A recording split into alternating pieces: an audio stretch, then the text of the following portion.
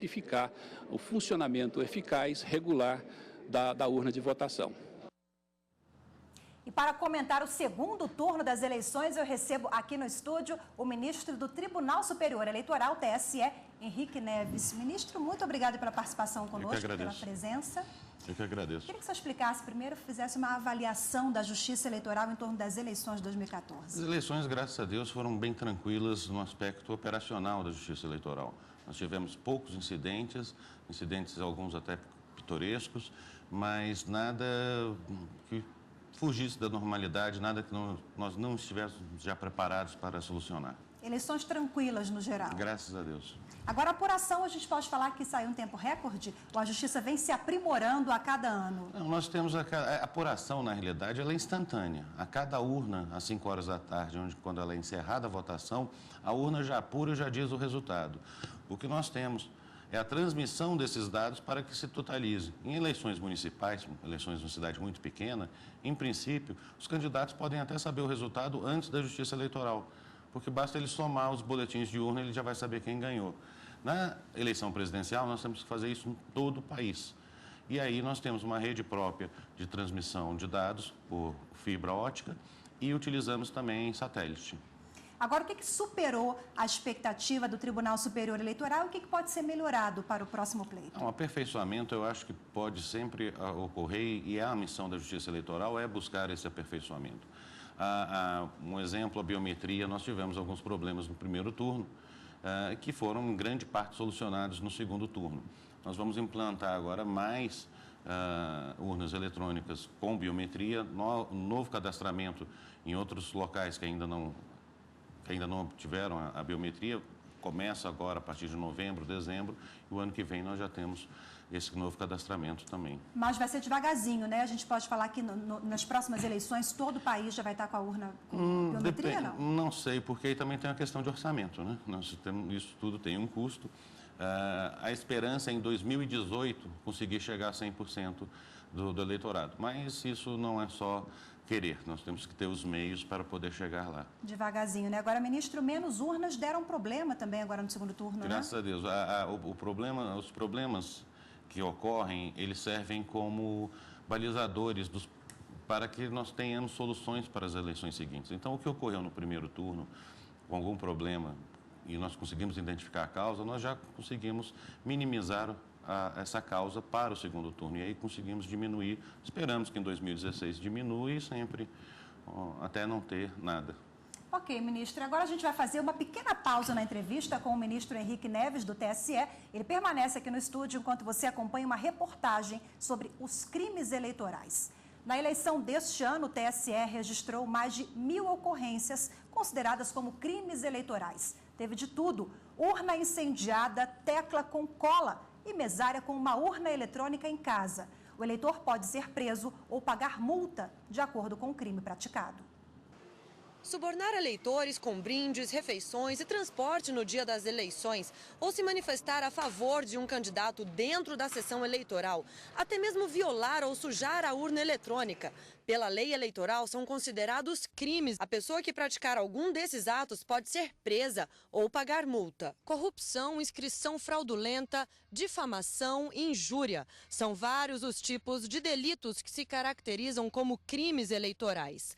As penas para cada um deles são específicas e podem variar desde a prestação de serviço para a comunidade, como em prisão para casos mais graves. É papel do Ministério Público denunciar esse tipo de crime por meio de ação penal pública. As eleições deste ano foram marcadas por fatos curiosos. Em Minas Gerais, um homem incendiou uma urna eletrônica. Ele pode responder pelo crime de desordem durante a votação, com detenção de até 2 meses e pagamento de multa. Outro eleitor passou cola em uma das teclas da urna eletrônica em Formosa, Goiás. Ele já foi identificado e é procurado pela Polícia Federal. Se manifestar a favor de um candidato dentro da sessão também é considerado crime eleitoral.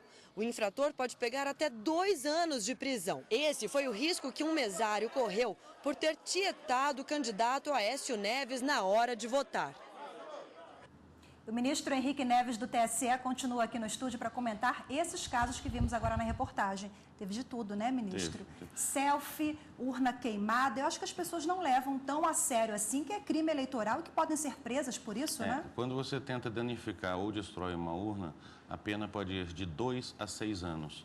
Então, aquelas pessoas que forem identificadas como os autores da prática desse tipo de crime sofrerão ação penal, o Ministério Público promove a ação penal e a Justiça Eleitoral julga após a defesa e que, se for o caso, aplica a sanção de 2 a 6 anos de prisão.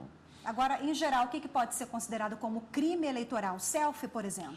Não, na realidade, o selfie é uma coisa que eu acho que até o eleitorado precisa entender. Existem inúmeras razões para a pessoa tirar selfie. Um acha que é narcisismo, o outro quer mostrar participação política. Mas eu acho que também vai um pouco da educação do eleitor para explicar para ele por que o selfie não pode. Eu não posso ter o selfie porque o voto é secreto. Numa eleição presidencial, revelar 1, 2 votos não tem um grande impacto em todo o processo eleitoral. A utilização do selfie em eleições municipais, no município pequeno, onde vereadores são eleitos com 20, 30, 40 votos de diferença, e onde há ainda, e é o grande mal que a Justiça Eleitoral tenta combater, a compra de votos, o selfie pode ser utilizado como uma espécie de recibo. O eleitor que quer vender seu voto, tira a fotografia e mostra ao candidato para então receber a benesse que lhe foi prometida. O selfie em si também não comprova, porque todos nós sabemos como é que a urna funciona. Eu posso gravar um voto, mostrar o voto, tirar uma fotografia, apertar a tecla corrige e depois apertar o candidato que eu quero votar e aí confirmar. Enquanto não aparece aquele fim do voto, eu posso modificar o voto na cabine de votação. Eu acho que a questão de bom senso, o ideal é não fazer selfies, eu né, acho ministro? Que é a melhor coisa. Agora, é o seguinte, eu quero aproveitar a participação do senhor aqui para falar sobre a audiência pública que vai ser realizada pelo TSE, o Tribunal Superior Eleitoral, no próximo dia 5 de novembro. Em pauta, um assunto que pode modificar aí o pleito para as próximas eleições, que é a regulamentação da prestação de contas dos partidos. O senhor é relator e o senhor que sugeriu essa audiência pública? Exatamente. Isso é uma matéria que nós temos hoje uma resolução de 2004 que regula a prestação de contas dos partidos. Os partidos recebem dinheiro do fundo partidário ao longo de todo o ano. E uma vez por ano eles têm que apresentar suas contas anuais, com ou sem eleição. E também recebem doações de pessoas jurídicas, de pessoas físicas, as quais é permitido aos partidos, eles podem utilizar isso nas eleições. Então, nós temos uma resolução que a legislação foi modificada, o próprio entendimento do tribunal em diversos aspectos foi modificado, então nós precisamos unificar e trazer uma regra nova. Até 2009, esses processos eram tidos como processos administrativos. A partir de 2009, é um processo jurisdicional.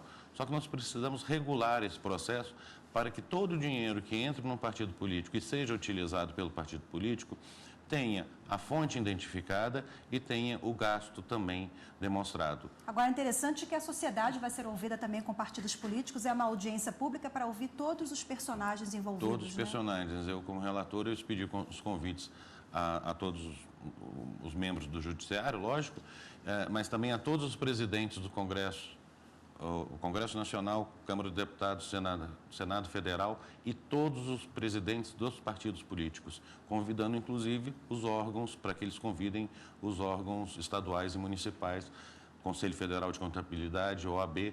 É um amplo debate. Ok, ministro, a audiência pública ocorre no próximo dia 5 de novembro. Henrique Neves, ministro do Tribunal Superior Eleitoral, muito obrigada pela participação do senhor, foi um prazer, obrigado pelas informações. Eu agradeço, sempre à disposição. Obrigada. E você vai ver a seguir no próximo bloco do Jornal da Justiça. Superior